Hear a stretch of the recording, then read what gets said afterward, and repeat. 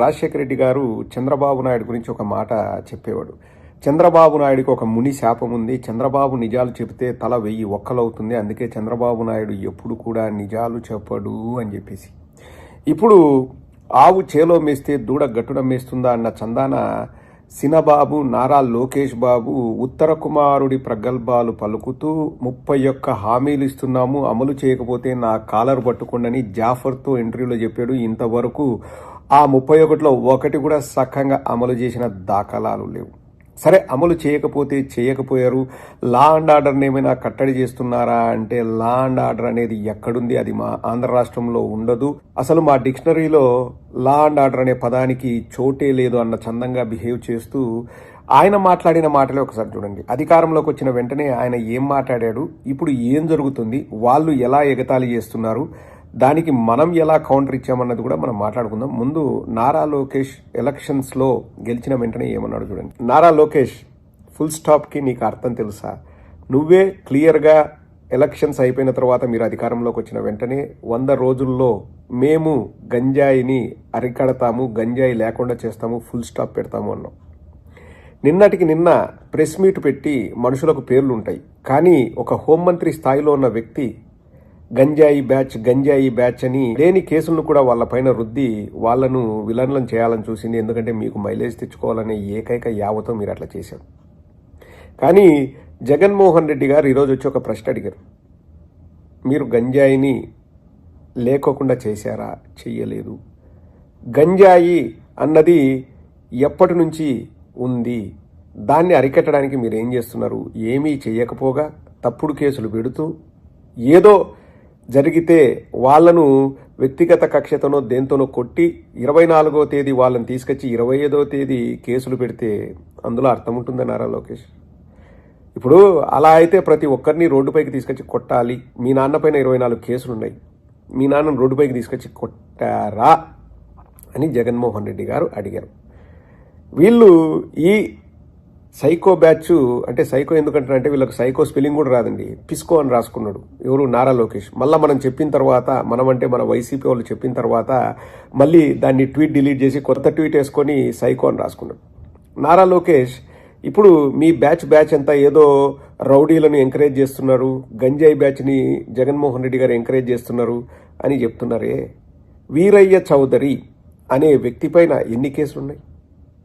వీరయ్య చౌదరి అనే వ్యక్తి పైన 7 కేసులున్నాయి.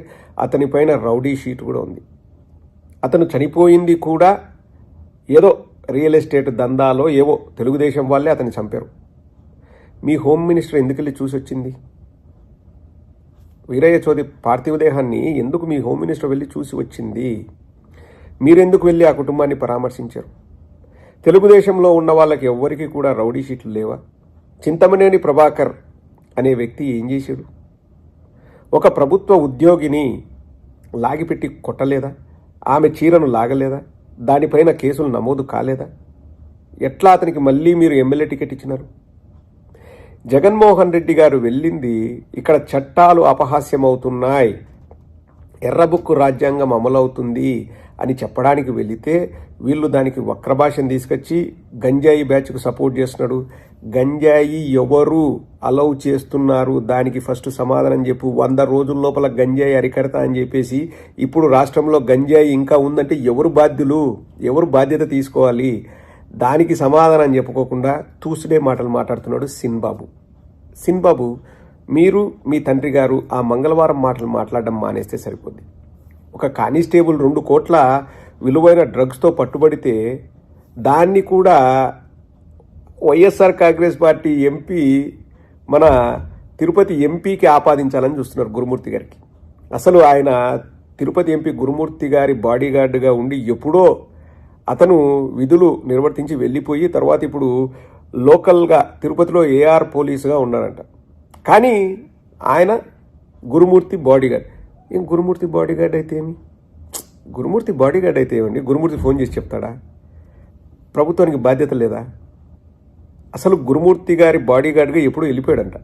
కానీ దాన్ని కూడా వైఎస్ఆర్ కాంగ్రెస్ పార్టీ వాళ్ళపైన ఏమి జరిగినా అండి, ఎంతవరకు వీళ్ళు వెళ్తారంటే అవతల వాళ్ళ క్యారెక్టర్ అసాసినేషన్ చేసి వాళ్ళను నరకయాతన పెట్టి ఇప్పుడు అక్కడ జరిగింది అదే. జగన్మోహన్ రెడ్డి గారు క్లియర్గా ఎక్స్ప్లెయిన్ చేశారు. ఒకటి మీద అసలు కేసులే లేవు, వాడిని కూడా గంజాయి బ్యాచ్ని కలిపేశారు. ఇంకా అన్నిటికంటే హాస్యాస్పదం ఏంటంటే నిన్న కొండేపు నియోజకవర్గంలో జాళ్లపాలెంలో జరిగింది. అసలు ఒక ఇంటి పెద్ద మనిషి ఇంట్లో లేనప్పుడు రాకూడదు అన్న కనీస మర్యాద కూడా లేకోకుండా, సర్చ్ వారెంట్ లేకోకుండా లోపలికి వచ్చి వాళ్ళు తొయ్యడమే కాకుండా ఇప్పుడు ఏదో ఆ వీడియోను సోషల్ మీడియాలో పెట్టారంట అని చెప్పేసి ఆ ఇంట్లో వాళ్ళ మీద కేసులు పెట్టినారంట.